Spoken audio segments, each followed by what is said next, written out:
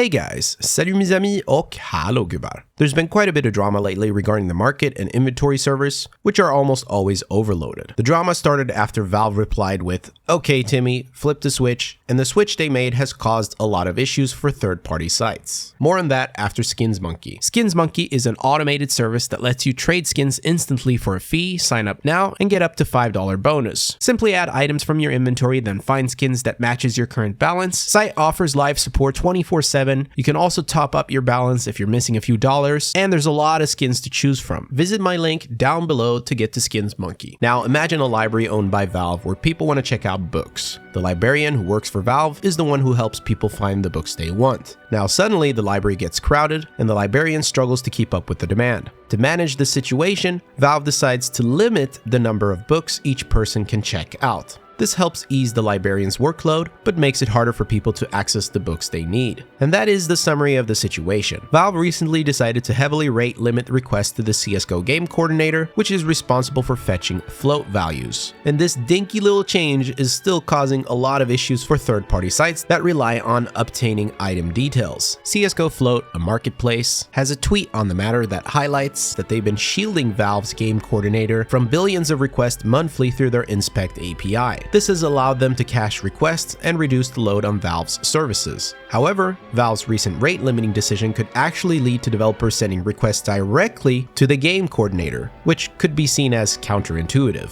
To help understand, let's go back to the library. Imagine that CSGO Float is helping out in the library by organizing the books. So when the library, Valve, says, "Let's limit the number of books you can check out," it also affects CSGO Float's ability to help organize the books. As a result, people might start asking the librarian instead for the books directly, which would make them even busier than before. So Valve's attempt to reduce the workload by limiting access to books could be seen as potentially counterintuitive. Now this limit request to fetch float values has triggered some devs. They're not happy about the changes and the lack of communication from Valve. Valve and lack of communication, name a better duo. And the future is unclear, so the affected third-party sites don't know if they'll ever work normally again. The community has mixed opinions. Some people believe Valve is well within their rights to make these changes, while others are concerned about the negative impacts on third-party sites. And some people suggest that Valve should simply upgrade their server power and capacity, which basically would mean hire more librarians instead of limiting the amount of books you can check out. When YouTubers like myself started earning less money on ads because of changes made in YouTube's policies, it was outside of our control.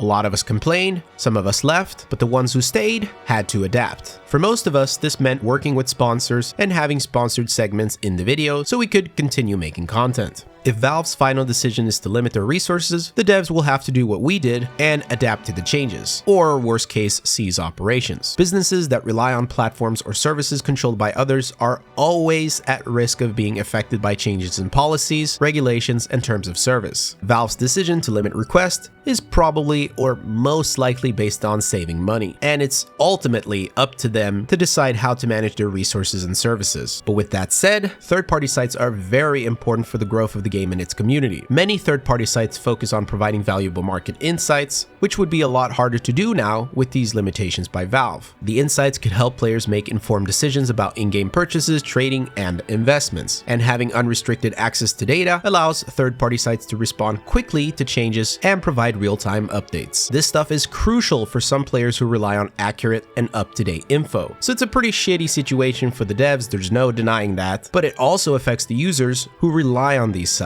I think the best solution is for Valve to start opening up. We need to know what they're cooking, or if they plan to make other changes in the future that could potentially affect third-party sites. Open communication is key here, and for the future, it would be nice if they could let us know that Timmy is going to flip a switch. Let me know what you guys think down below. Peace.